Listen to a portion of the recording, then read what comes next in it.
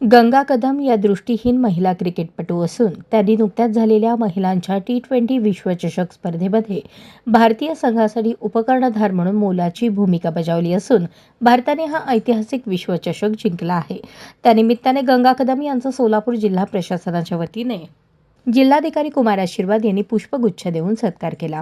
यावेळी अपर जिल्हाधिकारी गणेश निराळी, निवासी उपजिल्हाधिकारी अभिजित पाटील, उपजिल्हाधिकारी संतोष देशमुख यांच्यासह सर्व उपविभागीय अधिकारी, तहसीलदार उपस्थित होते। दृष्टीहीन क्रिकेट खेळाडू गंगा कदम यांचे मूळ गाव सोलापूर असून त्या एका शेतकरी कुटुंबातील आहेत। त्यांच्या कुटुंबात 7 बहिणी आणि 1 भाऊ आहे। त्यांचे वडील त्यांना क्रिकेटमध्ये करिअर करण्यासाठी नेहमी प्रोत्साहन देत असत। त्या सध्या दादर येथील कीर्ती कॉलेजमध्ये मास्टर्स इन सोशल वर्क MSWचे शिक्षण घेत आहेत।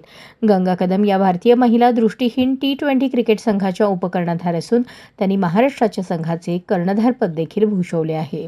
नोव्हेंबर 2025 मध्ये झालेल्या पहिल्या दृष्टीहीन महिलांच्या T20 विश्वचषक स्पर्धेत भारतीय संघाने विजेतेपद मिळवण्यात त्यांचा महत्त्वपूर्ण वाटा होता।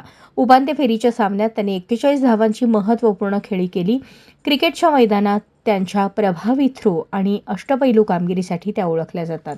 त्यामुळे त्यांचा जर्सी क्रमांक 007 असा आहे। शेतकरी कुटुंबातून आलेल्या गंगा कदम यांनी दृष्टीहीन असूनही आपल्या कठोर मेहनतीने आणि जिद्दीने आंतरराष्ट्रीय स्तरावर आपले स्थान निर्माण केले आहे।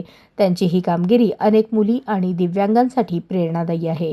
त्यांच्या या कामगिरीमुळे महाराष्ट्राचे आणि देशाचे नाव उंचावले आहे, अशा शब्दात जिल्हाधिकारी कुमार आशीर्वाद यांनी त्यांच्या कार्याचा गौरव केला।